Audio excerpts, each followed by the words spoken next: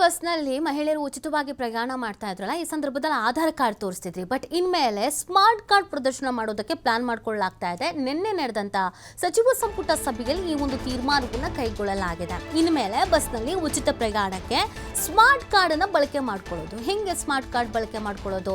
ನಾವೀಗ ಆಧಾರ್ ಕಾರ್ಡ್ ಇಟ್ಕೊಂಡು ಓಡಾಡ್ತಾ ಇದ್ವಿ. ಬಟ್ ಇನ್ಮೇಲೆ ಕರ್ನಾಟಕ ಸಚಿವ ಸಂಪುಟ ಮಹಿಳೆಯರಿಗೆ ಸ್ಮಾರ್ಟ್ ಯೋಜನೆಯ ಸಮಿತಿಯನ್ನ ಮಾಡಲಾಗ್ತಾ ಇದೆ.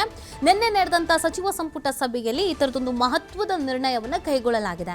4 ಸಾರಿಗೆ ನಿಗಮಗಳು ಸ್ಮಾರ್ಟ್ ಕಾರ್ಡ್ಗಳನ್ನ ವಿತರಣೆ ಮಾಡಲಾಗುತ್ತೆ. ಆಧಾರ್ ಕಾರ್ಡ್ ಅನ್ನು ತೋರಿಸಿ ಉಚಿತ ಪ್ರಯಾಣಕ್ಕೆ ಏನೆಲ್ಲ ತೆರಳ್ತಾ ಇದ್ರು ಅದಕ್ಕಿನ್ನು ಬ್ರೇಕ್ ಬೀಳ್ತಾ ಇದೆ. ಸ್ಮಾರ್ಟ್ ಕಾರ್ಡ್ ಅನ್ನು ವಿತರಣೆ ಮಾಡ್ತಾರೆ. ಅದೇ ಸ್ಮಾರ್ಟ್ ಕಾರ್ಡ್ ಅನ್ನು ತೋರಿಸಬೇಕಾಗತ್ತೆ.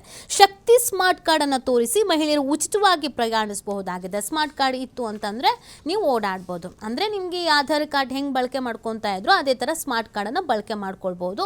ಉಚಿತವಾಗಿ ಪ್ರಯಾಣ ಮಾಡೋದಕ್ಕೆ ಅಂತ ಈ ರೀತಿಯಾಗಿ ಒಂದು ಪ್ಲಾನ್ ಅನ್ನು ಮಾಡ್ಕೊಳ್ಳಲಾಗಿದೆ.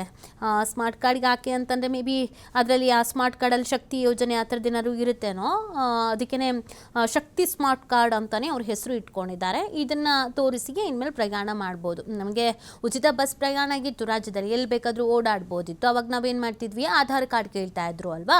ಸೊ ಆಧಾರ್ ಕಾರ್ಡನ್ನು ಪ್ರದರ್ಶನ ಮಾಡ್ತಾ ಇದ್ವಿ. ಆ ಆಧಾರ್ ಕಾರ್ಡನ್ನು ಕ್ಯಾರಿ ಮಾಡಲೇಬೇಕಾಗಿತ್ತು. ಬಟ್ ಇನ್ಮೇಲೆ ಸ್ಮಾರ್ಟ್ ಕಾರ್ಡ್ ಕೊಡ್ತಾರಂತೆ.